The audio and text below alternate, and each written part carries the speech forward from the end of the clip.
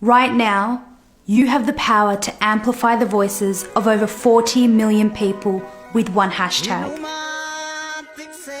In September 2016, we made a video just like this. We wish we weren't doing this again. But here we are, and in the next few minutes, we're going to tell you exactly why. On the night of June 29th, Hachalu Hundessa, an iconic Oromo singer and activist, was assassinated in Addis Ababa, Ethiopia's capital. a city known to the Oromo as Finfinne. We don't know who pulled the trigger, but there are a lot of things that we do know.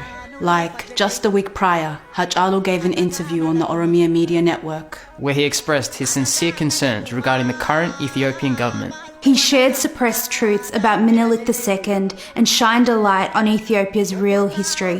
Hachalu's music served as the soundtrack of the revolution during the 2016 Oromo protests. Songs that are a continuous reminder to the Oromo that they have the right to self-determine their future. The Oromia Media Network was raided by the military one day after his death, and its journalists were arrested. Over 100 people have been killed by security forces in 3 days, and with the internet shut down, It is impossible to know what is really going on in the country. To really understand what all this means, we need to give you more information. About the activities of the Ethiopian government since Abiy Ahmed assumed leadership in April 2018. Hailed for his reforms and a recipient of the Nobel Peace Prize, not long after the nation and the world celebrated his efforts, things started to change. opposition leaders who have legal standing to operate in Ethiopia were being arbitrarily arrested and remain so today. Military command posts were set up. Beatings and killings began in Walaga, Guji and Borana, all Oromo regions. And this following point right here is very important for you to understand.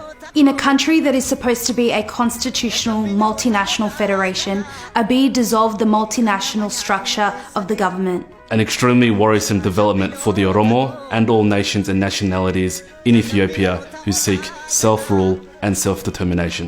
What we have to remember is that Abiy Ahmed is not an elected leader.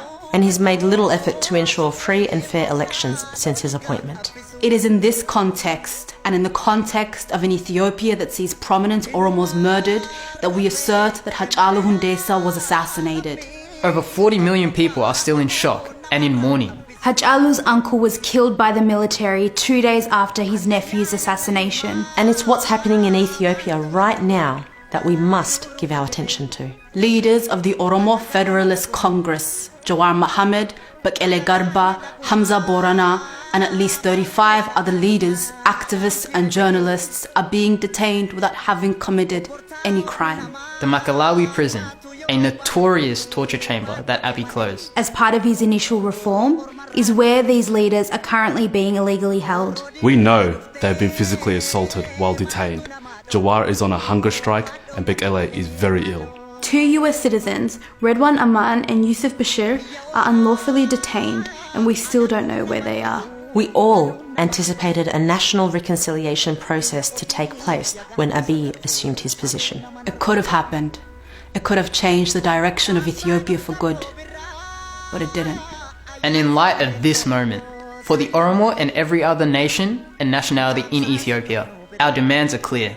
An independent external investigation into Hachalu Hundessa's assassination. The immediate resignation of Prime Minister Abiy Ahmed. The end of extrajudicial killings of civilians. The release of all political prisoners. Free and fair elections in 2020. An end to the internet and phone line shutdown. And finally, we demand that the international community impose immediate sanctions on Ethiopia if these demands are not met. We will no longer be satisfied with symbolic victories. The Oromo demand real justice.